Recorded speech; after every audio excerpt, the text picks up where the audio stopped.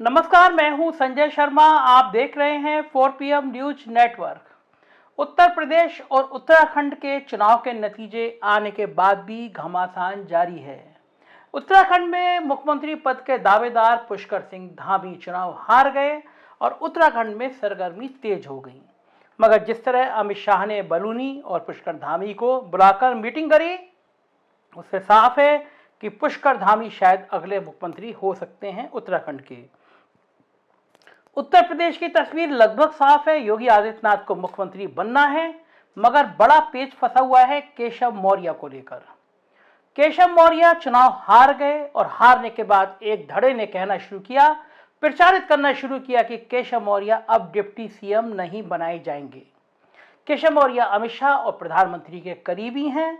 उनके समर्थकों ने कहना शुरू किया कि वो एमएलसी हैं अभी, इसलिए उनकी दावेदारी बिल्कुल पुख्ता है। केशव मौर्य प्रदेश अध्यक्ष बनेंगे, ऐसी भी चर्चा चली। केशव मौर्य केंद्रीय मंत्री बनेंगे, एक धड़े ने यह भी चलाया। लेकिन 2024 का जो चुनाव है वो अखिलेश यादव से जीतने के लिए कम से कम पिछड़ों को तोड़ना बहुत जरूरी है। जो 2022 के विधानसभा चुनाव के नतीजे हैं, अगर इनको लोकसभा के अनुपात में कन्वर्ट किया जाए तो लगभग 22 सीटें समाजवादी पार्टी जीत रही है। भाजपा की मोटी मोटी 10% सीटें कम हो रही हैं। प्रधानमंत्री नरेंद्र मोदी और अमित शाह कभी नहीं चाहेंगे कि बीजेपी की उत्तर प्रदेश में 10 सीटें कम हो, क्योंकि अगर राष्ट्रीय परिदृश्य में देखेंगे तो भारतीय जनता पार्टी को कई राज्यों में संघर्ष का सामना करना पड़ रहा है। वैसा नहीं ये तस्वीर जैसी दिखाई जा रही है, जैसी गोदी मीडिया आपको दिखाता है। संघर्ष है, बीजेपी का गेन है, बीजेपी फायदे में है, बीजेपी की लहर है, इस तरह का माहौल बनाया जा रहा है। लेकिन बीजेपी के लिए इतनी आसान भी नहीं है, और हो भी तब भी भारतीय जनता पार्टी वो पार्टी है जो सारा जीतना चाहती है। तो लड़ाई सारी पिछड़ों पे फिर आके टिकेगी लोकसभा चुनावों में, क्योंकि इस बार जो ऊंची जातियों का वोट था, ब्राह्मण था, ठाकुर था, कायस्थ था, बनिया था, वो बीजेपी ने आराम से ले लिया है वोट, वो उनके पास आ गया है वोट। अखिलेश यादव का वोट इतना बढ़ गया, यह भी भारतीय जनता पार्टी के लिए चिंता की बात है। भाजपा ने सोचा नहीं था कि अखिलेश यादव अपनी सीटें 2-2.5 गुना कर देंगे। पोस्टल बैलेट में जो पड़े हैं उसमें 51% से ज़्यादा वोट समाजवादी पार्टी को पड़ जाना बीजेपी को चिंता की बात समझा रहा है, क्योंकि नौकर पेशा जो लोग हैं उन्होंने कहीं ना कहीं समाजवादी पार्टी के पक्ष में वोटिंग करी है, जिसकी वजह से पोस्टल बैलेट बढ़ा है। तो बीजेपी छोटी छोटी चीज़ों को देख रही है, समझ रही है, महसूस कर रही है और जानती है कि अगर ये लापरवाही करी तो ये लापरवाही कभी भी भारी पड़ जाती है।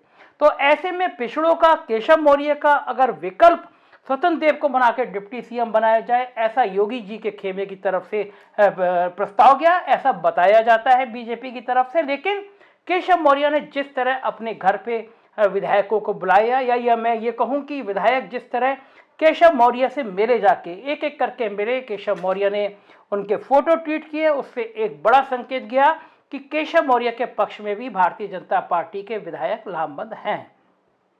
मुख्यमंत्री के दफ्तर की तरफ से भी फोन गया, कुछ विधायकों को बुलाया गया, औपचारिक बातचीत की गई।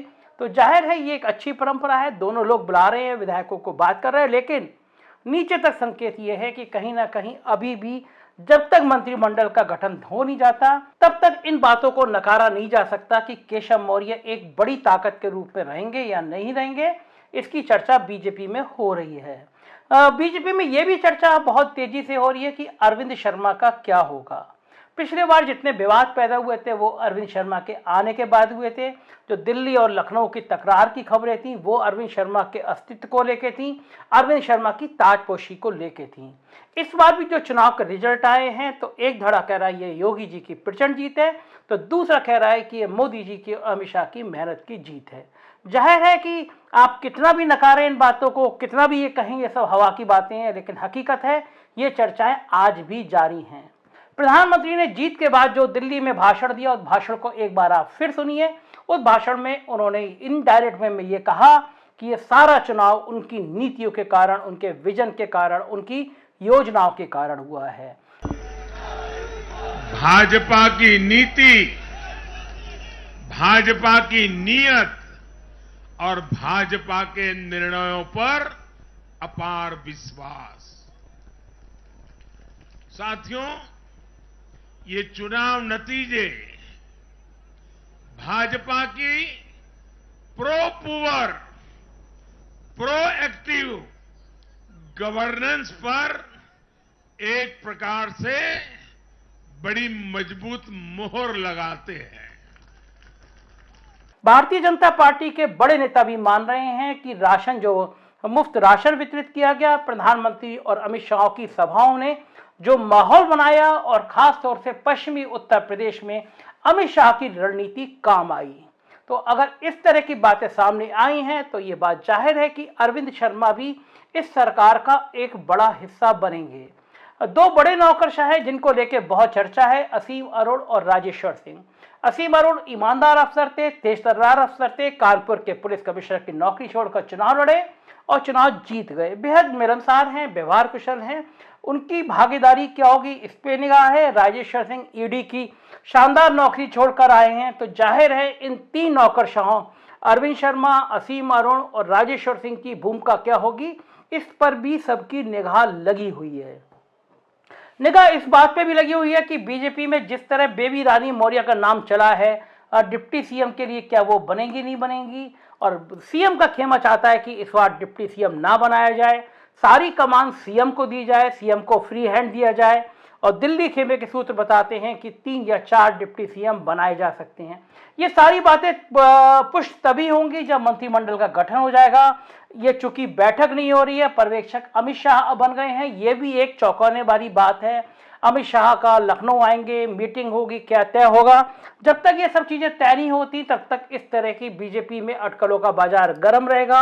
उत्तर प्रदेश से लेकर दिल्ली तक के कार्यकर्ताओं में ये बातचीत तेज है। उधर प्रधानमंत्री ने भी आज संसद में कश्मीर फाइल पिक्चर को लेकर विपक्ष पर हमला बोला और कहा कि विपक्ष इसको क्यों मुद्दा बना रहा है, जबकि हकीकत यह है कश्मीर फाइल पिक्चर के नाम से संघ और बीजेपी चाहता है कि ये पिक्चर सब देखें, क्योंकि जिस आइडियोलॉजी को लेकर संघ और बीजेपी काम करती है, कश्मीर फाइल उसको आगे बढ़ाती है। हालांकि इसके विपरीत में शिकारा पिक्चर जो एक कश्मीर के ऊपर एक मुद्दे पे बनी थी, लोग दूसरा खेमा उसका प्रचार कर रहा है, कह रहा है कश्मीर फाइल जानबूझ के गलत तथ्यों पे बनाई गई है। एक आरटीआई का लेटर भी वायरल हो रहा है जिसमें कहा गया है कि केवल 89 पंडितों की डेथ हुई, जबकि 1,500 से ज़्यादा वहाँ के कश्मीर के लोग मारे गए। तो जाहिर है एक पिक्चर के बहाने से फिर से 2024 से पहले की रूपरेखा तैयार की जा रही है, पिच तैयार की जा रही है। हिंदू मुस्लिम का सेंटीमेंट्स अभी से बेस बनाया जा रहा है, क्योंकि यही कन्वर्ट होगा लोकसभा चुनाव में। धीरे धीरे आप जब आँच को पकाएंगे तो आँच जो कढ़ाई है आपकी वो तभी गर्म होगी जब लोकसभा चुनाव है। कांग्रेस के लिए सेटबैक जैसी स्थिति है। कांग्रेस की राष्ट्रीय अध्यक्ष ने सभी 5 राज्यों में कांग्रेस के प्रदेश अध्यक्ष का इस्तीफा मांग लिया है, जहां पर उनकी हार हुई है। लेकिन उत्तर प्रदेश खास तौर से इसलिए महत्वपूर्ण है क्योंकि यहाँ की कमान तो खुद प्रियंका गांधी ने संभाल रखी थी। तो लोग पूछ रहे हैं कि क्या अजय लल्लू ही जिम्मेदार हैं। वो हार गए, लेकिन लगातार वो कई बार बहुत लंबे दिनों तक जेल में रहे, आंदोलन किया, लाठी किया खाई, तो क्या वही जिम्मेदार है। प्रियंका गांधी की टीम के ऊपर बहुत गंभीर सवाल खड़े हुए। पैसों में कमीशन खाने का, दलाली खाने का आरोप तमाम कांग्रेस के लोगों ने लगाया कि जो पैसा आया था, जो चुनाव लड़ रहे टिकट जिनको मिला था उनको पैसा दिया गया, उसमें से पैसे में कमीशन लिया गया, टिकट के नाम पे पैसा कमाया गया। तो जाहिर है कि उत्तर प्रदेश कांग्रेस के ऊपर बहुत गंभीर आरोप लगे हैं। मायावती जी मौज में हैं, वो कहाँ हैं, क्या कर रही हैं, ये बहुत कम लोगों को पता होता है। काशीराम जी को श्रद्धांजलि दी उन्होंने, उसके बाद उनकी एक्टिविटी क्या होगी कोई जान नहीं सकता। बीजेपी मेहनत में जुट गई है। सुनील बंसल लिस्ट बना रहे हैं, कौन कौन मंत्री होगा, कौन कौन बाहर जाएगा। नौकरशाह परिक्रमा करने में जुट गए हैं। एक खेमा दिल्ली दरबार की, एक खेमा योगी आदित्यनाथ की और एक खेमा सुनील बंसल की। हर नौकरशाह को बड़ी पोस्टिंग चाहिए, लेकिन रडार पर, दिल्ली के रडार पर वो अफसर भी आ गए हैं जो इन दोनों समाजवादी पार्टी के मुखिया अखिलेश यादव से मिलने की कोशिश कर रहे थे, और वो अफसर भी आ गए हैं जिन्होंने 5 साल में एक अकूत संपत्ति बनाई है। कहीं ना कहीं ये सारी लिस्ट बन रही है। मंत्रिमंडल गठन के बाद नौकरशाही के भी पेच कसे जाएंगे। क्या होगा दिल्ली में और क्या होगा उत्तर प्रदेश में, हम आपको पल पल की खबर बताते रहेंगे।